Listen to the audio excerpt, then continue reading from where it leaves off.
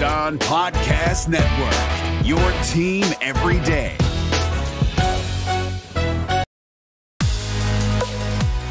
You are Locked On Eagles, your daily Philadelphia Eagles podcast. Part of the Locked On Podcast Network, your team every day.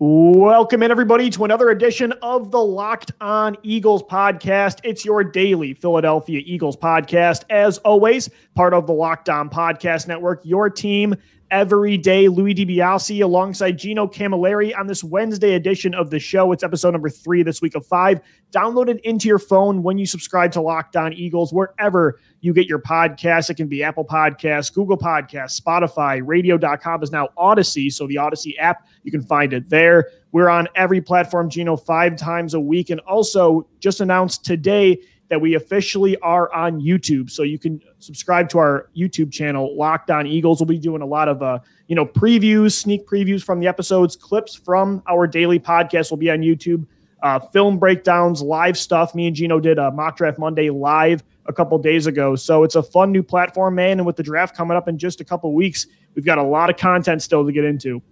2 weeks from tomorrow. And it's go time, baby. It's go time. The discussions are as crazy as ever. I mean, now we're sitting here, and is San Fran going to take Justin Fields, like, as of today? I mean, it never smiling, talking them up, man. They seem like they're having a good time. Dude, every time we think we know something, we end up not knowing a dang thing. But the one thing we do know is that there are guys in this class that you and I love, as always, that are technically my guys, but we might like them a little more than the general consensus, I would say. But that's what makes this season so fun, is that you could look at a guy like we were having that discussion with about the Kentucky linebacker the other day, that they think he's going to be a first-round pick. And Jamin Davis, right? Yeah, Jamin Davis. Yeah, exactly. And that's what makes it fun. It's like NFL teams see it so much differently. And a lot of these pundits like Jim Nagy, who I always mention, say that what the media perceives as these guys' ceiling and where they stand in terms of the draft is not necessarily anything near the NFL. And I think you look at a team like Seattle, who makes that ever so evident every time they have a first-round pick. This year, Jordan we won't Brooks get that last fun. year, right? Yep. I mean, Jordan Brooks, we thought was going to be LJ Collier a couple years ago. Yeah, that's right, from TCU. Yeah, Seattle really. Rashad Penny. The Seahawks are the perfect example of you have no idea what the NFL is going to do. They take it a little far, but you're right, man. In just 2 weeks, we think we have a good idea. We did our predictive mock draft on Monday, but you really just never know in the NFL. I'm glad you mentioned my guys, because that's what we're going to talk about on this edition of Locked On Eagles. We're going to do our my guys mock draft on Monday, but today I thought we'd kind of kick that off by talking about some prospects, as Gino hinted at, that we like maybe more than the consensus, right? You see overall rankings. A lot of them, Gino, are pretty close. Someone might have Terrace Marshall as their wide receiver 5. Somebody might have them as their wide receiver 7. But overall, I feel like a lot of the rankings are pretty close. Today, I want to talk about players that we might like a lot more than other draft analysts, maybe teams, scouts, general managers alike. So that's coming up on today's edition of Locked On Eagles. But before we get into that kind of started to make me think about this in an Eagles way, Gino, through the last decade of drafts as we enter the second decade of the 21st century. I started to think about my guys that we liked after the Eagles picked them, that maybe we thought were going to turn into stars of the 2010s that were absolute busts. So that's my question for you, and I pose this on Twitter as well. You can still respond at Locked On Birds. Who is the Eagles draft bust of the 2010s? And we can go up to, the last year's draft class as well, that you were all in on, that you thought was going to be a star, that totally flamed out. And I think I already know who it was based on this. Yeah, man, I know. Because I think it's the same one for me. Okay, maybe we are different. I mean, I'm going to accept that I was a little bit wrong on J.J. Arcega-Whiteside, and I thought he was going to be much I was thinking of somebody else, but yeah, J.J. is definitely one. I also was very, very high on Ja'Cory Shepherd coming out. I know our good friend David Collins on Twitter, we thought he was going to be the guy, man. I love that you said that, because I wrote down, were we all on the Ja'Cory Shepherd hype train? And this guy was like a 6th round pick from Kansas. Why were we all so into where he was when Darren Sproles tore his ACL. I was going on a hike to the Eternal Flame in Buffalo. You know exactly where that is. And I get the ESPN thing that says or I think it was the Philadelphia Eagles website when they used to do the practices back then. And it was like training practice. Yeah, it was like training camp announcement. Ja'Cory Shepherd taken off on stretcher, ran into by Darren Sproles. I'm like, one, it's not even that it was a non-contact injury. Two, it was by his own teammate. And we were all high on him. He was a late round pick. It probably would have been the best pick that Chip Kelly had outside of Leighton Johnson, I would say. You didn't like Randall Evans, the guy that they picked after at cornerback in the 7th round of that class? That was such a bad draft class, it was man. Brutal, Chip Kelly had some – we talk about Howie Roseman. Chip had some bad ones. Yeah. We've been kind of making Chip Kelly seem like the protagonist over the past couple of months because we're learning all this stuff about Jeffrey Lurie and Howie Roseman. But at the same time, it's not like Chip Kelly was a good evaluator of personnel either. He had some bad ones. But it's funny. I wrote down after a couple names, I'm like, were we all in on Ja'Cory Shepherd? Because it seemed like we kind of were. I think, you mentioned J.J. Arcega-Whiteside. Of course, that was your guy in 2019. Were we together, though? I think in 2017, we both thought Sidney Jones was going to be an absolute stud. I forgot about that. So, our boy Sid, I don't think Rasul Douglas, I wouldn't consider him a bust because I don't think we expected him to be CB1. Sidney Jones was supposed to be CB1, Gino, for sure. I mean, you took him in the 2nd round because of the Achilles. Jalen Mills was a stopgap. Darby was a stopgap. Zool was kind of one, too. Sid was supposed to be the guy. That's the thing, like his talent-wise, and when you look at the whole evaluation process of it, he was picked to be that guy, and it was the biggest roll of the dice that we took in quite some time, waiting till the 2nd round to take this guy, passing up guys like Marlon Humphrey, for example, and taking Derek Barnett. And that kind of, revisionist history, we did need an edge, and Derek Barnett makes a lot of logical sense. But in the same sense, do they wait for a cornerback if they know they can get Marlon Humphrey and then they switch it around to get another edge? If it wasn't such a bad edge class, do they take cornerback early and then go on and get one later in the draft? Turns out that it wasn't, and Sidney Jones tearing his Achilles was the worst thing for him, man. And so I hate when that's the case, that much like Ja'Cory Shepherd, but two completely different planes for sure. Because was he a bust? He was a bust because of the injury, pretty much. Exactly, yeah, and that completely deterred his career. And people were talking about him as arguably the best corner outside of Marshawn Lattimore in that class. He could run super well at Washington, and then all of a sudden that injury hits you. Some guys don't come back from it. You could look at the MLB. Some guys have 2, 3, 4 Tommy John.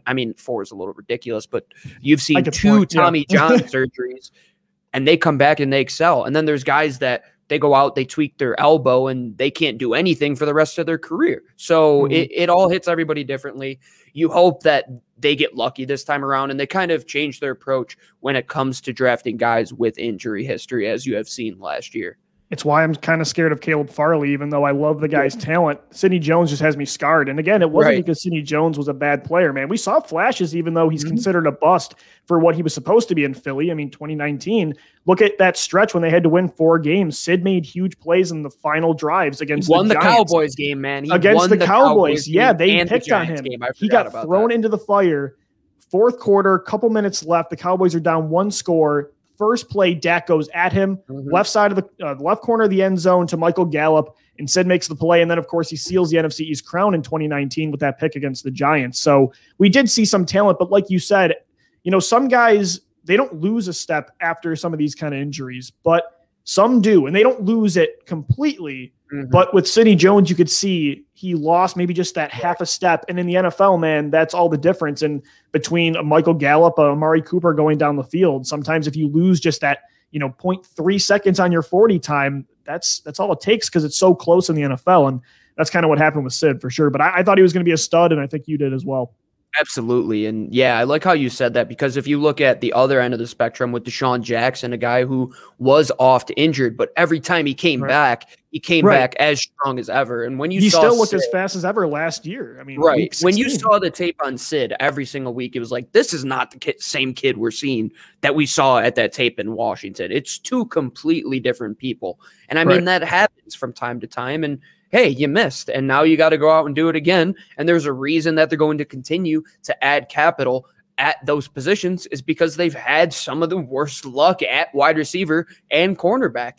You got to keep taking swings of the bat. In this class, you have a high probability of hitting on wide receiver and cornerback. I think you can get starters in this class on day 3. And there was a tweet today, I think it was from Ian Rappaport, saying that last year was a strong wide receiver class, but what he's hearing now is that this year it's all slot receivers. And then I think Dave Brugler went off of that and said, yeah, on the other side of the ball, the slot cornerbacks are the same way that you could, I mean, day 3, you're picking a guy like Rashad Wildgoose out of Wisconsin and Jalen Darden. Both of those guys have a chance to start for you. And that's going to be what these Eagles teams need on both the offensive and defensive side of the ball at both of the playmaker positions. Continue to take shots at playmakers. It's like J.R. Smith in the NBA, man. Just shoot out of it. Yeah. If you keep missing, man, just keep shooting the ball. I went on Twitter at Locked On Birds to see who the listeners think was an Eagles draft bust of the 2010s that they believe will be a star. I got Donnell Pumphrey in there. That's kind of brutal. Somebody was high on Danny Watkins, and I was never into that idea. I was all team Jimmy Smith in 2010. That was the pick I wanted, who is still a great cornerback for the Baltimore Ravens. We got a troll that said Carson Wentz. Good one. And then a lot of Sidney Jones. And then a Nelson Aguilar. I guess that's right based on him being a first-round pick. I mean, you get a guy that catches 9 balls in the Super Bowl. I don't want to say it's a bust, but yeah.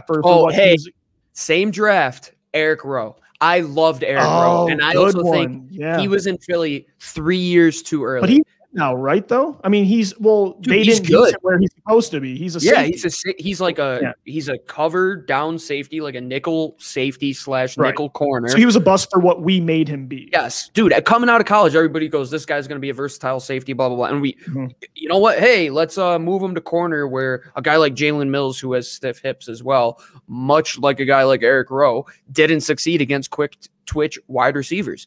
Hey, shocking to nobody. And hey, Miami paid him now, and now they made some money, and he's doing all right. But a lot of these Eagles draft picks that they've had haven't come to their second contract, and Eric Rowe is one of those guys. Yeah, I liked Eric Rowe too. I thought he was also going to be a safety coming out of Utah. And Rasul Douglas kind of the same way, man. I thought he was similar to Eric Rowe where he could fit that mold, and no one has tried to use him yet in that area. But Rasul Douglas definitely won as well. Okay, now we'll move on to, in segment 2 and 3, some prospects this year that we like more than others, Gino. That's coming up next right here on your daily Philadelphia Eagles podcast, Locked On Eagles. Ladies and gentlemen, today's show is brought to you by the best tasting protein bar on the planet. It's Built Bar, 18 amazing flavors. We've got 6 new ones for you: caramel brownie, cookies and cream, cherry barcia, lemon almond cheesecake, carrot cake, and apple almond crisp. Also the 12 OGs. My go-to is peanut butter brownie or just peanut butter straight up. It's a healthy alternative to your everyday snack. 180 calories in every bar, 19 grams of protein.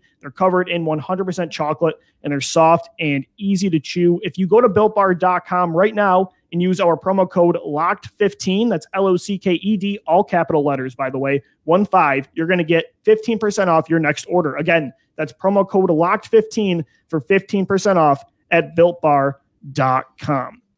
Ladies and gentlemen, today's edition of Locked On Eagles is brought to you as well by the Locked On Today podcast. Get all the sports news you need in under 20 minutes with the Locked On Today podcast. Host Peter Bukowski, who's also of the Locked On Packers, updates you on the latest news in every major sport with the help of our local experts. Follow the Locked On Today podcast on the Odyssey app or wherever you get your podcast. Louis DiBiase alongside Gino Camilleri. Gino, we're going to get into now some prospects in this 2021 class that we're higher on than most. So, a couple of years ago, I had North Dakota State running back Bruce Anderson as my RB2. Nobody else had him even close to that. He never played a snap in the NFL, unfortunately. He did in the preseason for the Buccaneers. We even had him on Locked On Eagles one time.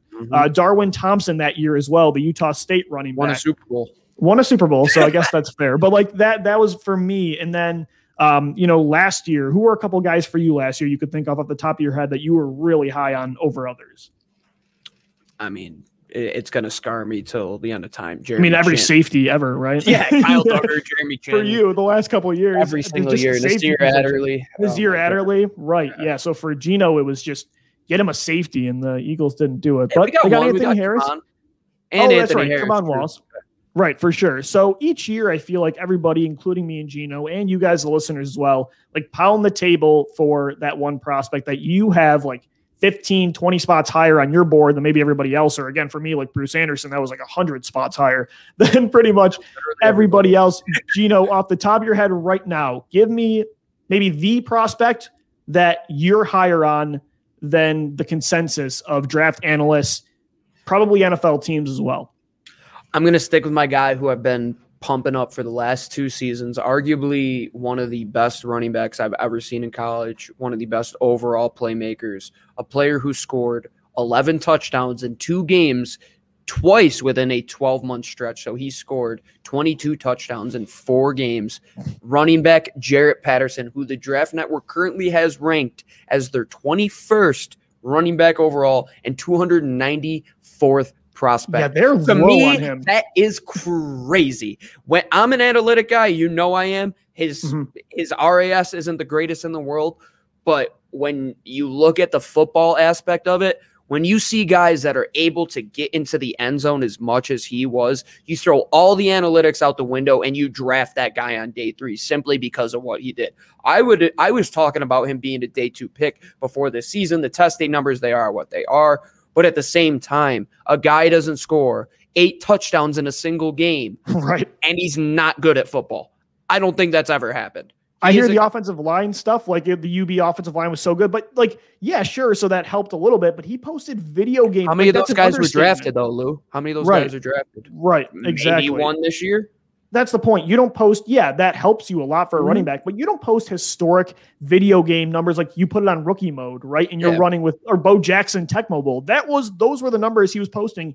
And again, it wasn't the SEC, it wasn't Power 5, but the MAC conference is still respectable for a running back in that conference to do that. Like you said, 22 touchdowns in 4 games. The kid can clearly play to a certain floor. You don't want him to be your do-it-all running back, but what was it, the 25th ranked running back? I think that's crazy. 21st, I think. Still, I mean, I would have him in the top 13 for me. I mean, guys that are ahead of him right now. Garrett Groshek. Are we serious? Out of Wisconsin. I mean, what are we even watching here? I mean, Javion Hawkins out of Louisville. Yeah, I can see it. Raheem Boyd. Yeah, SEC. I mean, if you're going off of who he played against, of course, but Jarrett Patterson, you put him as a number 2 to Miles, Lou. Can we stop with the who they play against as if Alabama doesn't play Western Kentucky every year in the Citadel? Like, it's not like these Power 5 schools are playing powerhouses every single week. Yeah. So the whole who they played, I mean, come on. Missouri is barely an SEC team. Vanderbilt is barely an SEC team. Rutgers is in the Big Ten. Tennessee is barely an SEC team. Rutgers should get relegated to the FCS. Yeah, and the MAC is arguably one of the best, group of 5 conferences that there are outside of the American. I would have it right there. And Jarrett Patterson, to me, I watched every single game that he ever played. But at the same time, you look at the numbers. You go down and you say, oh, this guy scored how many touchdowns? And then the guy who's behind him, and Kevin Marks Jr., also was a 1,000-yard runner the year before as well, and then put up 600 this year. So not only was he doing that in that backfield, he also had a guy behind him that was doing taking touches away. Well. Yeah, taking touches away. So he was doing that at an efficient level, Gino. So Jarrett Patterson's a great one, the running back from UB. Mine is one I've talked about once before on this show, and now he's kind of being hyped up, so I feel kind of cheap doing this, but I was in on him early, Gino. I don't want to say I didn't discover him. He was like your who was the guy last year that plays for Chicago now? Darnell Mooney. Darnell Mooney. Yeah, you were in on Mooney before people were in on him. I remember and it's not that. And I wasn't the first one. I don't want to take credit for Darnell Mooney, but like we did a podcast that year about dark horse receivers we like, and actually 2 of them got drafted. You loved John Hightower. I mentioned Quez Watkins, funny enough. Both came to Philly. Darnell Mooney was one as well. This year, it's North Texas receiver Jalen Darden. Yep. I think he's going to be a stud inside. He is a nightmare versus man coverage in the slot. The past couple of years, last year, the most slot touchdowns and second in slot yards, 4th most yards after the catch, highest missed tackle rate, and that was ahead of guys like Kadarius Toney. Gino, there's some incredible, we talked about slot receivers this year. Darden's one of them, and there's some incredible run after the catch guys like Rondale Moore, Elijah Moore, Kadarius Toney. These players are going to be picked in the 1st and 2nd round. Darden, I wouldn't be surprised if he was a 2nd, 3rd round pick. He also had the most red zone touchdowns of any receiver last year. So if you're Philadelphia, if you're the Eagles and you want to double dip a receiver, me and you talk a lot about double dipping this year at receiver and at cornerback, kind of like you did in 2017 with Sidney Jones and Rasul Douglas, right? If you want to do that again at receiver, at corner, in rounds 1 through 3, and let's say you go with like a Terrace Marshall Jr. in the 1st round, let's say you move back in for Marshall. That's an X receiver, right? Rager at the Z. Absolutely. I'd be totally fine with one of those 2 third-round picks if you took Jalen Darden. I think I tweeted this earlier, and you were about to tweet the exact same thing. With I Ian literally Rappaport was. Yeah. If Man City wasn't playing, I was going to tweet that. I was just too nervous. I was shaking. My hands were literally shaking. That's fair. That's justified for sure. Man City had to get over the hump today, and they did. So congrats to you. But Ian Rappaport said, like you said, this year is insane for slot receivers. And we're talking about guys like Tony, and I mentioned Jalen Darden today. And you look at as well, like Jalen Reagor can play inside. I think Quez Watkins could do it as well. And heck, even if you want Travis Fulgham at times to play big slot, and you look at all these prospects, and then even heck, if you want to trade for Anthony Miller, there is no excuse for Greg Ward to be your starting slot receiver next year. Please do not let this turn into Jalen Mills 2.0, where we just can't get rid of this decent floor, very, very low ceiling starter. I can't put up with that kind of player anymore, especially when you're rebuilding. Find out what you have in these upside guys, because you're not trying to win the Super Bowl next year anyway. So I think Darden or any of these other guys we're mentioning, upgrade over Greg Ward for sure. Ward has been serviceable when you needed him. 2019, you needed him bad. You don't need him. Not saying that he shouldn't be on the roster. Just no, for sure. He's a great receiver. He's a great wide receiver 6. He's just not a starter. Right. Yeah, absolutely. He should be. I mean, if Quez Watkins was healthy all year and Quez was the number 5-6 receiver all year, I would have just swapped Quez Watkins for Greg Ward simply based on athleticism alone. And you're completely right, Lou. In this class, I mean, you can get a guy like Rondale Moore, Elijah Moore in the second round, or you can wait and get a guy like Jalen Darden. Or Amari Robinson from Clemson, I didn't even mention. Yeah, there's plenty of Amari. Or I'm sorry. Powell. The Clemson. Amari Rogers. Amari Rogers. Rogers, my fault. Yeah. Yeah, no, there's plenty. I know exactly what you mean, though, Lou. I mean, you're going to be able to get guys that you can toss in there simply based on athleticism, simply based on that position on this team alone. I mean, there's going to be a open competition for, I would say, 2 out of the 3 starting wide receiver spots on this team. Yeah, easily. Unless they take like Devontae Smith, but I think there's going to be an open competition for a lot of the receiver spots this year. And so Jalen Darden, definitely one for me. Gino, you got somebody else that you're a bit higher on than most? Yeah, I think you are too. And I think we've mentioned him on the show. And I've mentioned a lot of BYU players. Tight end Matt Bushman, who is currently ranked 354th, Lou. 354th. That's pretty low. On the Draft Network. That's insane. That's like when they have no descriptions on them. You can't even find out anything about them. The only I see the reason why he had a big injury. He was carted off last year, but he averaged 13.8 yards a reception in his 3 years prior to that. He had 125 receptions, almost 1,800 yards. He played in that BYU system that just continued to get better and better. He's 6'5". He runs very well. I mean, outside of that injury, you look at him and he's that move tight end for BYU. He's doing the things that they want. And they asked their tight ends to block a little bit more. So Bushman has been well entrenched in being on the line and being able to be a high reception rate type of guy, having 2 seasons of 45+ receptions. That seems like a good number 2 to me to put behind Dallas Goedert. And I mean, they have him in undrafted free agent territory right now. This guy is going to be an early day 3 pick, in my opinion. Not a good tight end class at all, and especially a guy with as much athleticism as he has. I think Bushman is going to be a steal in this class. Well, and Gino, you can ask the question, like, could we get him undrafted? Probably, but when you have so many day 3 picks like the Eagles do, you might as well take those guys later on. And so you know that you've got them because, again, undrafted free agency, you got to kind of pitch to them. They can choose whatever team they want. So in that area, you have to start thinking about guys that you're targeting undrafted. When you have that much ammunition in day 3, you target a player like him for sure. So that's a really good one. And then the last one for me, before we head into segment 3 and give one more each, and this is a 1st or 2nd round pick, obviously, and I've mentioned him to death, Asante Samuel Jr., but I am comfortable. I think most right now, I think the Draft Network even just notched him down 1 spot. He was the 59th overall prospect. They just moved him to number 60. So I don't get it. I mean, a lot of people are getting hyped up on him, but he still feels like a player people are expecting to go in the 2nd round, when I personally feel like he should and he could go top 20. On Mock Draft Monday, spoiler alert, me and Gino, we moved back in to the 1st round to pick 21, and we got Greg Newsome. But if you would say that same scenario where the Eagles moved up to 21 and took Asante, I wouldn't bat an eye. I think it would be totally justified. I see Jair Alexander when he's on tape, Gino, and it's not to say he's going to be the best cornerback in football like I think Alexander might be, but you just look at, I know he's undersized, but the processing, the route recognition, that click and close ability, it's just so impressive. And again, he plays bigger than his size. He can be aggressive and he can shadow and press man, even with that size. And if you want to play him off, man or zone, he reads the field so well like his dad did. And some impressive stats here from 2018 to 2020. He had the best forced incompletion percentage among all Power 5 corners. He had a 46.2 passer rating in coverage last season when targeted. That's lowest in the draft class. 33 pass deflections in 32 games, and an 83.9 PFF grade when there was no pressure on the quarterback, which is harder on corners. That was second best in this class. So again, it's not like I'm picking Asante out of random, some middle of nowhere D2 school and saying he's going to be a stud undrafted guy. He's going to be a first or second round pick, but I'm comfortable after Surtain and Horn. If you want to pick Asante over Newsome over Farley, hey man, I'm game. I totally understand it. Yeah, we talk about the Darnell Savage rise. I think that's right where you're going to see Asante. Great one. I didn't even think of that. Yeah.